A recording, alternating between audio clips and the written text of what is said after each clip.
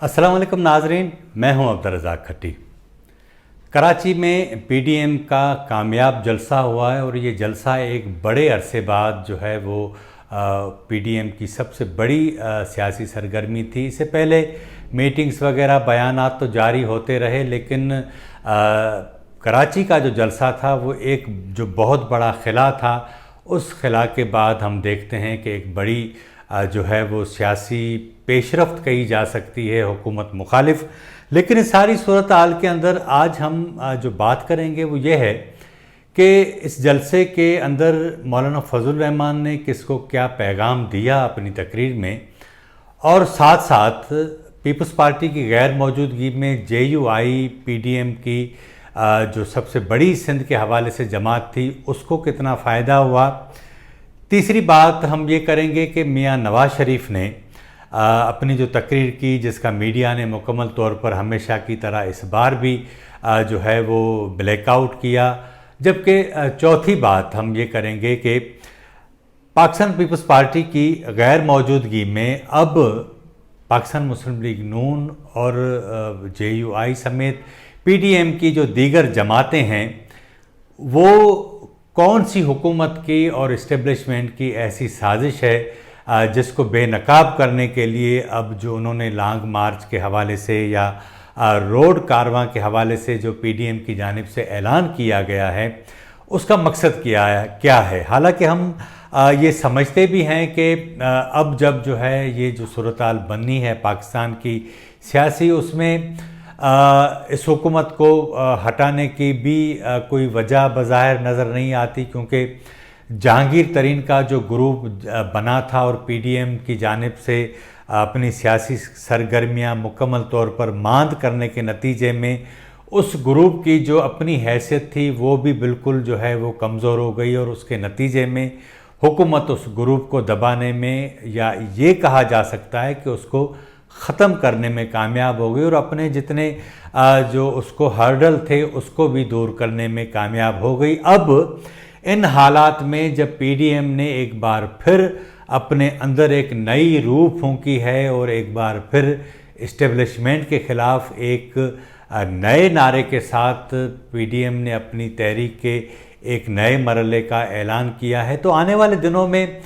ये क्या होगा, एक बात। दूसरा ये कि ये क्या ऐसी चीज़ें हैं जिसके हवाले से मौलाना फजल रहमान और नून लीग की क़यादत को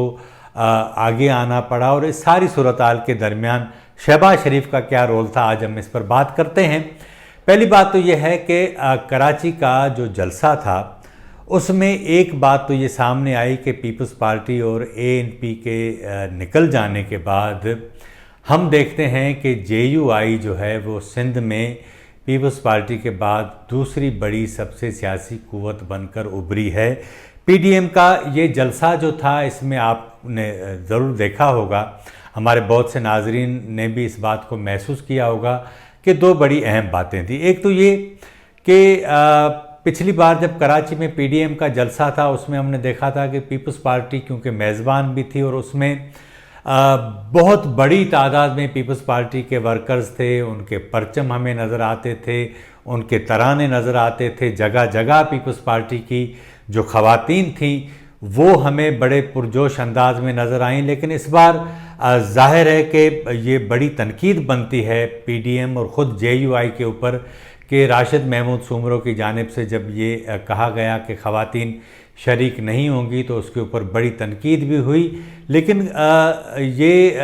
इन हालात में जब वहाँ अफ़गानिस्तान में तालिबान आ गए हैं और दुनिया भर समेत पाकिस्तान से भी ये मुतालबे जो है वो तवातुर के साथ दोहराए जा रहे हैं कि इंसानी हुकूक और ख़वातीन हुकूक के हवाले से तालिबान अपना मौक़िफ़ क्लियर करें, और पाकिस्तान में जेयूआई जो सबसे बड़ी सियासी जमात है मज़हबी फोर्सेस के हवाले से,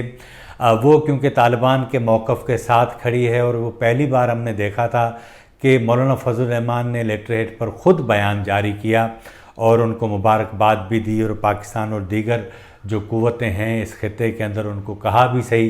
कि उनका साथ दिया जाए और उनको जो है वो उनकी हुकूमत को रिकॉग्नाइज़ किया जाए। ये वो सारी बातें, लेकिन जो सबसे अहम बात है ख़वातीन वाली पीडीएम के जलसे की, اس میں اس بار خواتین کی کوئی تعداد نظر نہیں آئی، لیکن جو جے یو آئی کے ترانے تھے اس میں رات میں دیکھ رہا تھا، محسوس ہوا کہ اس ترانے کے اندر پہلی بار ہمیں لگا کہ کوئی خواتین کی آواز بھی شامل تھی، لیکن خواتین فزیکلی جو ہے وہ اس جلسے میں موجود نہیں تھی۔ مریم اورنگزیب صاحبہ موجود تھیں، چند خواتین، چند درجن کہا جا سکتا ہے، جہاں ہزاروں لوگ موجود تھے، تو اس میں اتنی جو کم تعداد ہے وہ کاؤنٹ نہیں کی جا سکتی، لیکن اس کے باوجود یہ جلسہ بڑا ہی کامیاب اور پر اثر تھا، اور خصوصاً رات کو جب ہم دیکھتے ہیں تو وہ اس کا جو کراؤڈ ہے وہ بڑا پرجوش تھا، اور اس میں سب سے بڑا حصہ جو ہے وہ جے یو آئی کا تھا، نون لیگ کا بھی اتنا حصہ ہمیں نظر نہیں آتا۔ تو ایک بات تو یہ طے ہو گئی کہ پیپلز پارٹی کے خلاف جو ہے وہ ایک طرف وہاں تحریک انصاف آلریڈی اپنے آپ کو وہاں لینڈ کر چکی ہے اور نئے سرے سے ایک نئے اتحاد کی طرف جا رہی ہے۔ مختلف جگہوں پر تحریک انصاف اور جے یو آئی وہاں مقامی سطح پر اتحادی بھی ہیں، لیکن جے یو آئی دوسری بڑی قوت اپوزیشن کی جماعتوں میں بن کر ابھری ہے، اس سے کوئی انکار نہیں۔ دوسری جو سب سے بڑی بات تھی اس میں وہ یہ تھا کہ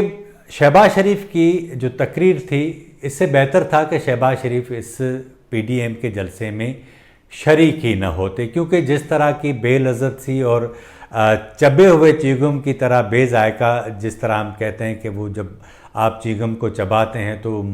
آپ کے منہ کے اندر ایک بوجھ بن جاتا ہے، آپ کہتے ہیں کہ اس کو نکال دیا جائے، شہباز شریف کی تقریر اس سے زیادہ نہیں تھی۔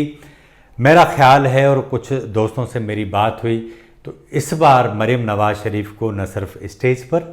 بلکہ اسٹیج کے نیچے وہ لوگ جو پچھلے دنوں بھی جب کراچی میں پی ڈی ایم کا جلسہ ہوا تھا شریک ہوئے تھے، انہوں نے مریم نواز کو بڑا مس کیا، کیونکہ جس جو کراؤڈ کیچر ہیں، وہ جس انداز سے وہ بات کرتی ہیں، جس طریقے سے ان کا جو انداز ہے جلسے میں تقریر کرنے کا، وہ قطعی طور پر شہباز شریف اس کے پاس سے بھی ہمیں گزرتے نظر نہیں آتے۔ تو ایک تو بات یہ طے ہو گئی کہ عوامی انداز میں، عوامی جذبات میں آپ کس طرح بات کر سکتے ہیں، شہباز شریف اس پیمانے پر کسی طور بھی نہیں اترتے، ایک تو یہ بات۔ لیکن مریم نواز شریف کی غیر موجودگی میں میاں نواز شریف نے سب سے بڑی اہم باتیں کی، اور اس میں انہوں نے جو ہے وہ اسٹیبلشمنٹ اور خود فوج کا ذکر کیا۔ انہوں نے اس بار نام تو نہیں لیا کسی فوجی جرنیل کا، لیکن لوگ سب سمجھتے ہیں کہ چند لاکھ لوگوں کا تذکرہ کر کے انہوں نے کہا کہ وہ 21 کروڑ لوگوں کی انکم جو ہے، جو فنڈز ہیں وہ کھا جاتے ہیں یا لے جاتے ہیں، اور یہ باقی 21.5 کروڑ لوگ جو ہیں وہ پریشان ہیں۔ تو اس بار انہوں نے نہ صرف ووٹ چوری کا تذکرہ کیا، اس بار انہوں نے لوگوں کو کہا کہ اٹھیں اور ووٹ کو عزت کے دینے کے نعرے کے اوپر جب تک آپ آگے نہیں بڑھیں گے تب تک کام نہیں چلے گا۔ لیکن مولانا فضل الرحمان نے لانگ مارچ کا اعلان کیا ہے، جو ہے وہ روڈ کارواں ہوں گے۔ ظاہر ہے کہ اب جو ہے وہ یہ لانگ مارچ کیوں ہوگا، روڈ کارواں کیوں ہوں گے، ملک بھر سے یہ قافلے نکلیں گے، تو جگہ جگہ ہم دیکھیں گے کہ ان کی تنقید حکومت پر کم لیکن اسٹیبلشمنٹ کے خلاف زیادہ ہوگی، اسٹیبلشمنٹ کے جو ہے وہ ان کے خلاف نعرے بازی ہوگی۔ تو ہر جگہ جو ہے وہ لوگوں کو موٹیویٹ کیا جائے گا، اور جب یہ پورے کارواں اسلام آباد پہنچیں گے تو صورتحال مختلف ہوگی۔ پچھلے دنوں بھی ہم نے دیکھا تھا کہ کس طرح لانگ مارچ ہونا تھا لیکن وہ نہیں ہو سکا۔ استعفوں کا معاملہ بھی پیپلز پارٹی اور پی ڈی ایم کے درمیان اختلافات ہوئے، پھر ہم نے دیکھا کہ یہ پورا اتحاد ٹوٹ گیا۔ لیکن جو سب سے اہم اور آخری بات ہے وہ یہ ہے کہ یہ اس لانگ مارچ کا اعلان کیوں کیا گیا ہے۔ میں آج آپ کے ساتھ تاریخی حقائق جو ہیں وہ بیان کرنا چاہتا ہوں۔ آپ کو پیپلز پارٹی کے بہت سارے جو باخبر لوگ ہیں انہیں یاد بھی ہوگا، اور ان کا ہی جو ہے وہ یہ میری ان سے گپ شپ ہوئی۔ تو آپ کو ایک بات ذہن میں رہے کہ محترمہ کی شہادت کے بعد جب پیپلز پارٹی کی حکومت آئی تو وہ بہت سارے حوالوں سے اس لیے مضبوط تھی، اور یہی سبب تھا کہ نون لیگ کے اور تمام جماعتوں کے ساتھ مل کر جو 18ویں ترمیم اور NFC ایوارڈ دیا گیا، اس نے پورے سیاسی کلچر کو، پاکستان کا جو سیاسی ڈھانچہ تھا، نظام تھا، اس کو تبدیل کر کے رکھ دیا۔ اب ہم دیکھتے ہیں کہ پاکستان کی اسٹیبلشمنٹ کو، پاکستان کے وہ بیوروکریسی یا بابوز جو سمجھتے ہیں کہ سارے اختیارات ہمارے ہاتھ میں ہو، اور پاکستان کی اسٹیبلشمنٹ اس کو بھی یہ بات وارا نہیں کھاتی کہ صوبوں کا ایک حصہ NFC میں طے ہو چکا ہے اور اس کو وہ آئینی طور پر کم نہیں کیا جا سکتا، صوبے خود مختار ہو چکے ہیں۔ ہم نے دیکھا ہے کہ جس طرح وفاق چڑھ دوڑتا تھا صوبوں کے اوپر، وہ بھی معاملہ نہیں ہو رہا۔ اب ان دنوں پیپلز پارٹی کے اس دور میں جو ہے وہ آصف علی زرداری کے سامنے ایک تجویز آئی تھی کہ جس طرح ابھی یہ حکومت ایک تجویز لے کر آئی ہے کہ الیکٹرانک ووٹنگ مشین کے ذریعے انتخابات کروائے جائیں، ان دنوں بھی یہ تجویز آئی تھی۔ آصف زرداری صاحب نے جو ہے وہ یہ تجویز نادرا کو بلایا اور اس کو کہا کہ اس طرح کی تجویز ہے، آپ اس کی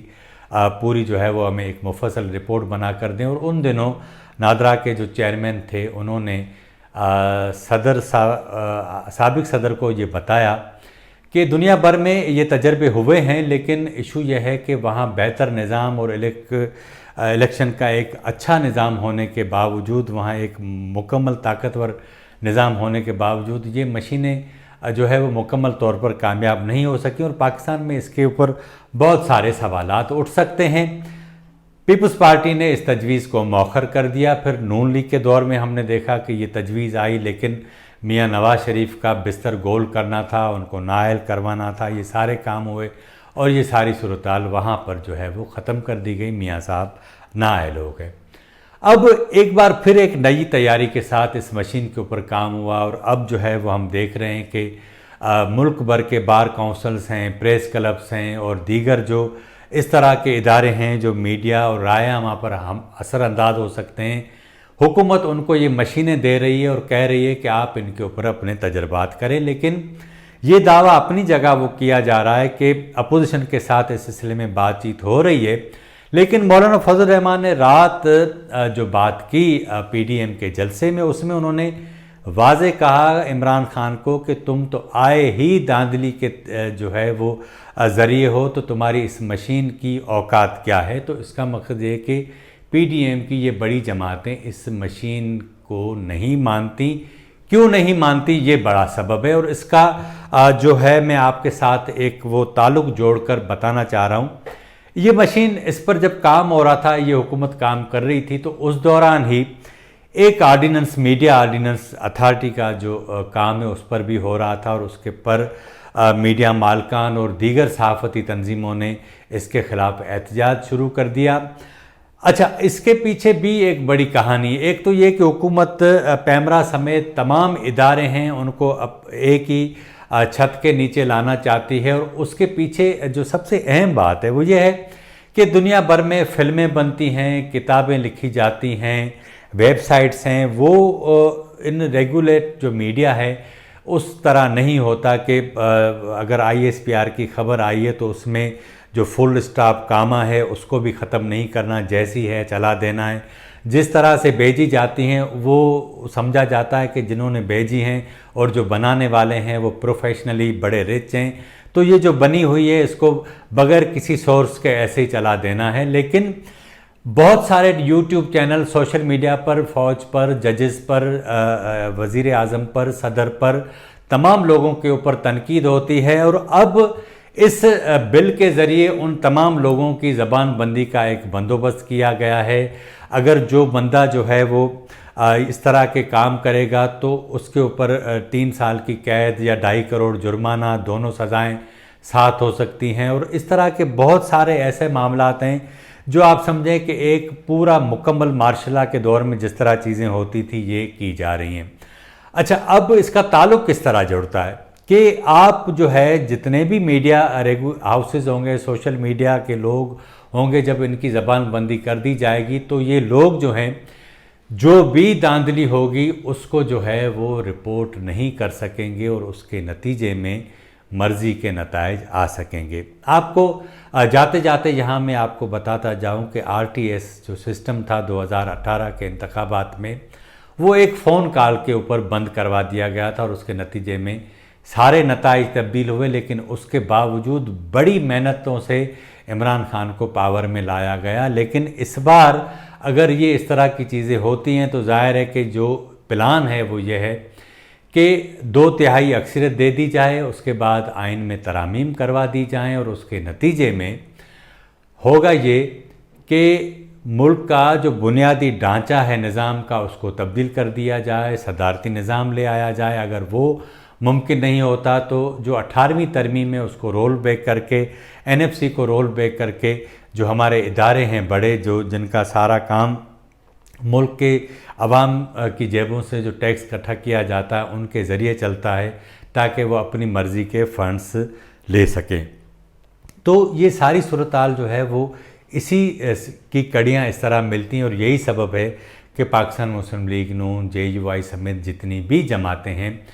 ان کی جو ہے وہ مجبوری بن چکی ہے کہ یا اب اس موقع پر وہ خاموش رہیں یا پھر مرو یا مارو کی صورتحال کی طرف چلیں۔ دیکھتے ہیں کہ آنے والے دنوں میں کیا ہوگا۔ آج کے پروگرام میں اتنا ہی۔ اگر آپ کو ہمارا پروگرام اچھا لگا ہو تو ہمارے چینل کو ضرور سبسکرائب کریں، لائک کریں، شیئر کریں، اور اپنی رائے کا اظہار ضرور کریں، تاکہ آنے والے دنوں میں ہم اپنے اس پروگرام کو مزید بہتر بنا سکیں۔ مجھے اجازت دیجیے، اللہ حافظ۔